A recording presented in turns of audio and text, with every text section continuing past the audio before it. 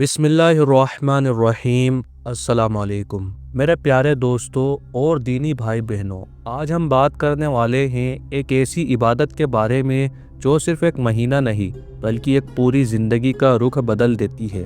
ہم بات کریں گے رمضان المبارک کے اتہاس کی۔ کب شروع ہوا یہ مبارک مہینہ، کیسے فرض ہوا روزہ، اور اس میں چھپے وہ راز جو ہم میں سے بہت کم لوگ جانتے ہیں۔ تو تیار ہو جائیے کیونکہ آج کا یہ سفر بہت خاص ہونے والا ہے۔ سب سے پہلے بات کرتے ہیں ایک ایسی چیز کی جس پر بہت کم لوگ غور کرتے ہیں، اور وہ ہے رمضان کے نام کی حقیقت۔ رمضان یہ لفظ عربک زبان کے لفظ رمد یا رمز سے بنا ہے، جس کا مطلب ہے شدید گرمی یا کسی چیز کا جل جانا۔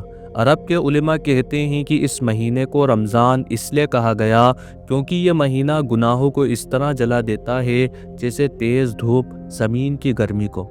یعنی رمضان وہ مہینہ ہے جس میں آپ کے گناہ جل کر ختم ہو جاتے ہیں۔ سبحان اللہ۔ اور کچھ علماء نے یہ بھی فرمایا ہے کہ اس مہینے میں دل اس قدر نور سے بھر جاتا ہے کہ اس کی گرماہٹ محسوس ہوتی ہے، اور وہ گرماہٹ ایمان کی گرماہٹ ہے۔ اب آتے ہیں سب سے اہم سوال پر، روزہ کب فرض ہوا؟ دوستو، روزہ 2 ہجری میں فرض ہوا، یعنی ہجرت کے 2 سال بعد مدینہ منورہ میں۔ یہ وہ وقت تھا جب رسول اللہ صلی اللہ علیہ وسلم مکہ سے مدینہ تشریف لا چکے تھے اور اسلام ایک پوری امت کی شکل لے رہا تھا۔ قرآن کریم کی سورہ البقرہ آیت نمبر 183 میں اللہ تعالی نے فرمایا، اے ایمان والو، تم پر روزہ فرض کیا گیا جس طرح تم سے پہلے لوگوں پر فرض کیا گیا تھا تاکہ تم متقی بن جاؤ۔ یہ آیت اترتے ہی صحابہ اکرام پر ایک انوکھی کیفیت طاری ہو گئی۔ انہوں نے اس حکم کو سیوں یعنی سیدھا سر آنکھوں پر رکھ لیا۔ اب یہاں ایک بہت دلچسپ بات ہے جسے بہت کم لوگ جانتے ہیں۔ دوستو، روزہ صرف اسلام میں نہیں تھا۔ قرآن نے خود فرمایا، جس طرح تم سے پہلے لوگوں پر فرض کیا گیا تھا، مطلب حضرت موسیٰ علیہ السلام کی امت پر بھی روزہ تھا، حضرت عیسیٰ علیہ السلام کی امت پر بھی روزہ تھا۔ اور ایک بہت خاص بات، جب نبی کریم صلی اللہ علیہ وسلم مدینہ تشریف لائے تو آپ نے دیکھا کہ یہودی یوم کپر کا روزہ رکھتے تھے، محرم کی 10 تاریخ کو یعنی عاشورے کے دن۔ آپ نے پوچھا، یہ لوگ اس دن کیوں روزہ رکھتے ہیں؟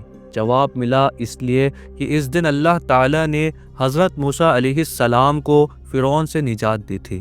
نبی صلی اللہ علیہ وسلم نے فرمایا، ہم موسیٰ کے زیادہ حقدار ہیں، اور آپ نے اس دن روزہ رکھا، اور صحابہ کو بھی فرمایا۔ لیکن بعد میں جب رمضان کے روزے فرض ہوئے تو عاشورے کا روزہ نفل ہو گیا، زیادہ ثواب والی عبادت بن گیا۔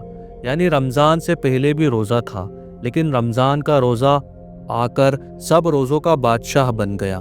دوستو، یہ سنیے، رمضان صرف روزوں کا مہینہ نہیں ہے، یہ وہ مبارک مہینہ ہے جس میں پوری انسانیت کو ایک ایسا تحفہ ملا جو آج تک ان کا رہنما ہے۔ سورہ البقرہ آیت نمبر 185 میں اللہ تعالیٰ فرماتا ہے، رمضان وہ مہینہ ہے جس میں قرآن اتارا گیا۔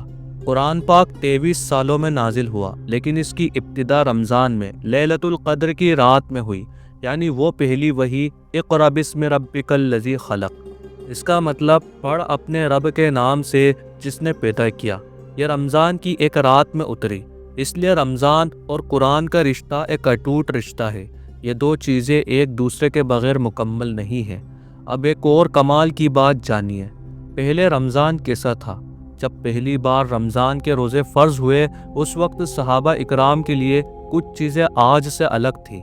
مثلاً شروع میں رات کو عشاء کے بعد کھانا پینا بند ہو جاتا تھا، مطلب اگر آپ عشاء کے بعد سو گئے پھر اٹھ گئے تو آپ کچھ نہیں کھا سکتے تھے۔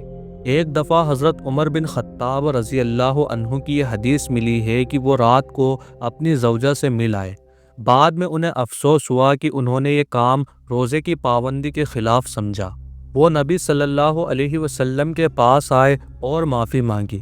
تب اللہ تعالیٰ نے یہ آیت نازل فرمائی، سورہ بقرہ آیت نمبر 187، جس میں اللہ تعالیٰ فرماتا ہے، تمہارے لیے حلال کر دیا گیا ہے رات کو روزے میں اپنی بیویوں کے پاس جانا، اور ساتھ ہی فرمایا، کھاؤ پیو یہاں تک کہ صبح کے سفید دھار راتوں کی کالی دھار سے الگ ہو جائے، یعنی فجر کا وقت ہو جائے۔ یعنی صحابہ کے سوال اور ان کی تکلیفوں کے جواب میں قرآن کی آیت اتری اور دین مکمل ہوتا چلا گیا۔ دوستو، ایک اور راز کی بات، تراویح جو آج رمضان کی پہچان ہے، یہ کیسے شروع ہوئی؟ نبی کریم صلی اللہ علیہ وسلم نے اپنی زندگی میں رمضان کی چند راتوں میں صحابہ کے ساتھ مل کر نماز پڑھی، مسجد میں جماعت سے۔ صحابہ اس نماز میں اتنے مستغرق ہو گئے، اتنے خوش ہوئے کہ انہوں نے سوچا اب روز آئیں گے، لیکن رسول اللہ صلی اللہ علیہ وسلم تشریف نہیں لائے۔ صحابہ نے عرض کیا، یا رسول اللہ، ہم کل بھی آنے والے تھے۔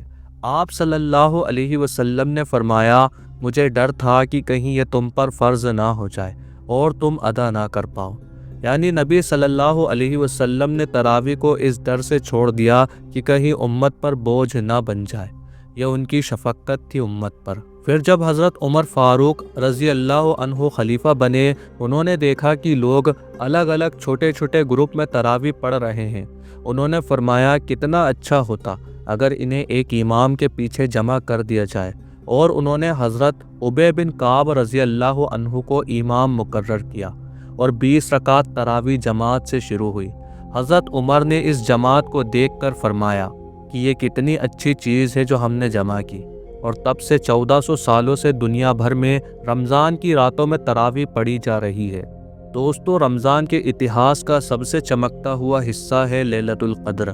اللہ تعالیٰ نے پوری ایک سورہ نازل فرمائی، سورہ القدر، جس میں فرمایا گیا، بے شک ہم نے اسے قدر کی رات میں نازل کیا۔ اور تمہیں کیا پتا قدر کی رات کیا ہے؟ قدر کی رات 1000 مہینوں سے بہتر ہے۔ 1000 مہینے مطلب 83 سالوں سے زیادہ۔ ایک رات کی عبادت پوری ایک زندگی کی عبادت سے بہتر ہے، اور یہ رات رمضان کے آخری 10 دنوں میں تاک راتوں میں چھپائی گئی ہے، 21، 23، 25، 27 یا 29، تاکہ ہم صرف ایک رات پر نہیں بلکہ پورے رمضان پر محنت کریں۔ یہ اللہ کا حکمت بھرا کام ہے۔ دوستو، رمضان کا اتہاس صرف تاریخ نہیں، یہ اللہ کی رحمت کا ایک سلسلہ ہے جو ہزاروں سالوں سے جاری ہے۔ پہلے موسیٰ علیہ السلام کے زمانے میں، پھر عیسیٰ علیہ السلام کے زمانے میں، اور پھر ہمارے نبی صلی اللہ علیہ وسلم کے ذریعے ہم تک پہنچا، اور اب یہ امانت ہماری گود میں ہے۔ یہ رمضان جو آنے والا ہے یا جو چل رہا ہے، اسے صرف ایک روٹین نہ بنائیں۔ اس بار کچھ الگ کرو، قرآن کو سمجھ کر پڑھو، تراویح میں دل لگاؤ، اور لیلۃ القدر کی تلاش میں آخری عشرے میں خود کو جھونک دو، کیونکہ یہ وہ مہینہ ہے جس میں اللہ خود فرماتا ہے، میری جنت کے دروازے کھول دیے، جہنم کے دروازے بند کر دیے، اور شیاطین زنجیروں میں جکڑ دیے۔ اگر اس مہینے میں بھی ہم نہ بدلے تو پھر کب بدلیں گے؟ اللہ تعالی ہم سب کو رمضان کی حقیقی برکت عطا فرمائے، آمین۔ جزاک اللہ خیر۔ ویڈیو اچھی لگی ہو تو لائک کریں، چینل کو سبسکرائب کریں، اور اپنے دوست احباب تک ضرور پہنچائیں، کیونکہ یہ دین کی بات ہے، اور دین کی بات پہنچانا صدقہ جاریہ ہے۔ السلام علیکم ورحمۃ اللہ وبرکاتہ۔